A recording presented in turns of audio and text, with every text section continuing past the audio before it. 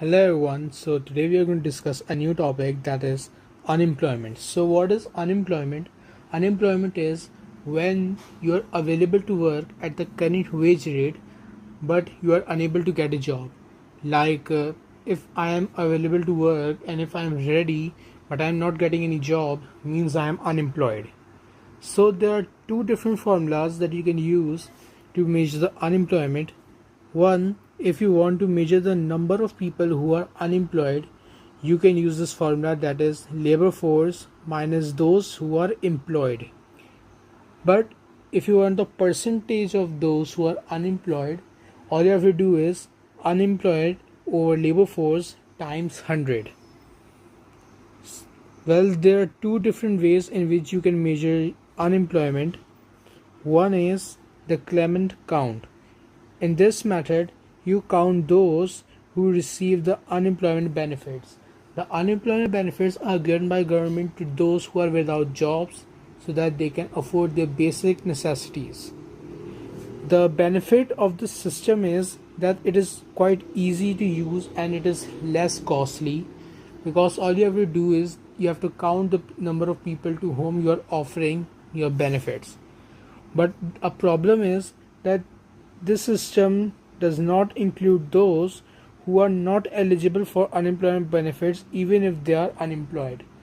Now, sometimes there's a case that even those who are right now unemployed, they are still not counted to be unemployed because they are not currently receiving the benefits. And why they're not receiving the benefits? Because they are not eligible right now, due to which they are excluded from this list, which is one of the disadvantage. Another system through which we can measure unemployment is the labor force survey, which is held by an organization called ILO. In this, those of working age fills a survey in which they tell about their employment status and whether they are active right now or inactive. The benefit of this system is that it provides you detailed information, like whether they are employed, not employed, and why, and the reason why they are not available for work right now. So it is quite detailed, but the problem is, even if it is detailed and more reliable than the Clement count, it is expensive and there might be some inaccuracies due to some biasness, because sometimes people do not take surveys that seriously. Moreover, not only that, there are some other problems too due to which both of these measures are affected. One of the things is there might be some inactive workers. Inactive workers are those that, okay, they are of working age, they're not even available for work. So if they are not even available for work, you cannot count them to be unemployed because they do not want to work. Moreover, there are some demotivated workers. These workers are those who tried their best to get a job but they failed, so now they lost all their hopes. So now you cannot count them, but unfortunately they are counted as well in this list. Moreover, there are part-time.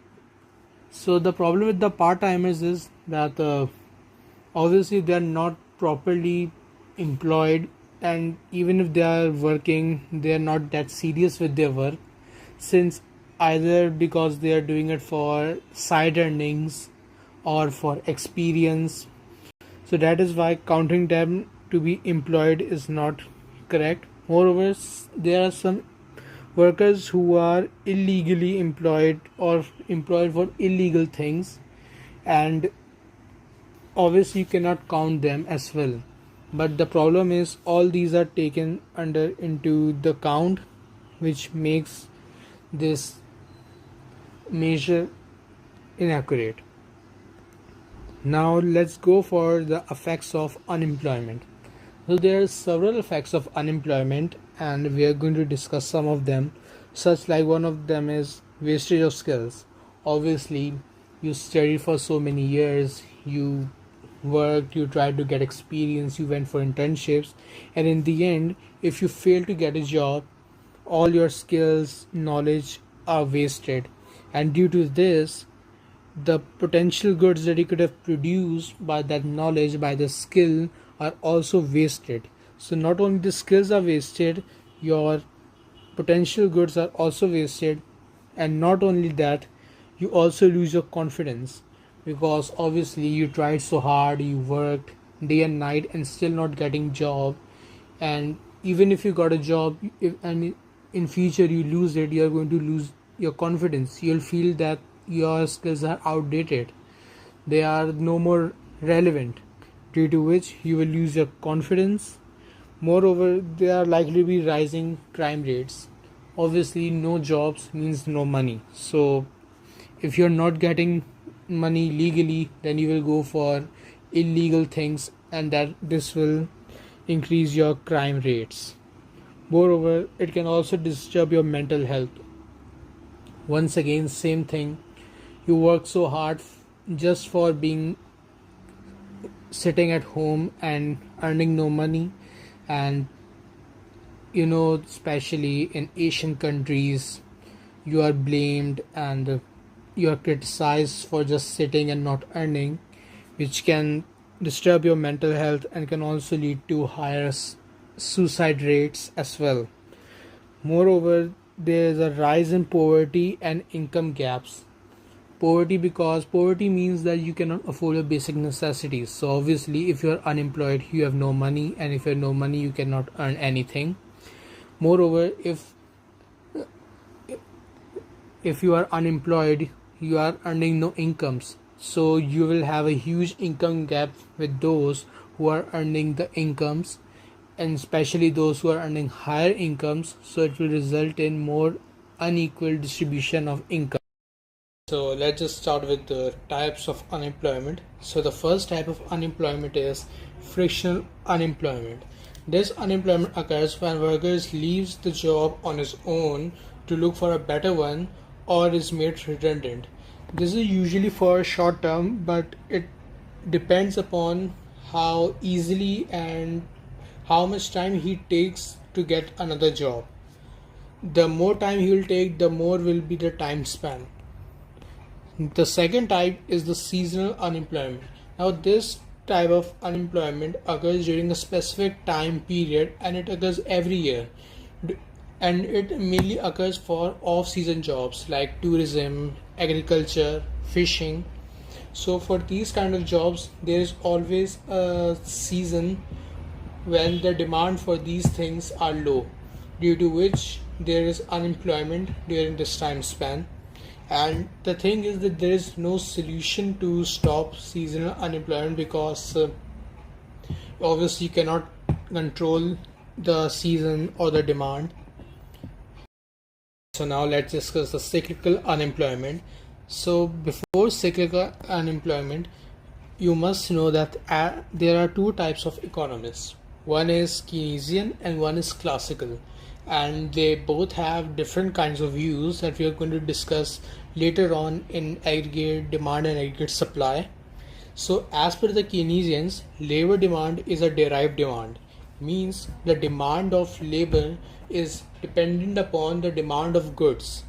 If the demand of goods is going to rise, the demand of labor will also rise, and if the demand of goods is going to fall, the demand of labor will also fall, which will lead to the cyclical unemployment, and we also call it demand deficient unemployment, because this is caused due to the lack of demand. The next unemployment is structural unemployment. Now this usually occurs due to changes in the structure of the economy, especially during transition from plant to market, or when your economy becomes developed. So there are changes in the structure of an economy, like after development your economy moves more towards the tertiary sector and away from the primary sector. So due to this, the labor skills do not match the economy's need. Obviously the skills of the farmers is not going to meet the economy's need after development, because now they are more towards the service sector. Due to this, structural unemployment occurs, and structural unemployment can be for long term, but we cannot be so sure about that. Another kind of unemployment is technological unemployment. Now, this usually occurs when your economy moves more towards technology, more towards using capital goods for production than labor. So, due to this, as more you go towards machinery, the lesser the labor is employed, resulting in more of technological unemployment. Especially nowadays, as you see, most of the things are done through machinery and especially AI. So due to this, the demand for labor is reducing, which is means that there is a technological unemployment. Now there are some policies that can be used to deal with these kind of unemployments. Means the for frictional and cyclical unemployment, you can use expansionary fiscal or monetary policy. Now we know that these policies are used to increase the aggregate demand of the economy. And we'll also discuss it later on in much detail, but these can be used for frictional and cyclical unemployment. For structural unemployment, we are required to use supply side policies because they are not really related to demand, they are more related to skills, training. So that is why supply side policies are going to be much better. Once again, I'm telling we'll discuss it in detail later on. And for seasonal and technological, I don't think so for now there is any policy possible, especially for technological unemployment, since the technology is growing time by time and we cannot stop this growth. Most of us are literally dependent upon the technology, so it is literally not possible to stop it. And seasonal is completely impossible because obviously the seasons are not in our own control, it is a part of the nature. So due to this, we cannot control these type of unemployments through policies. So that is it. We will meet in the next video.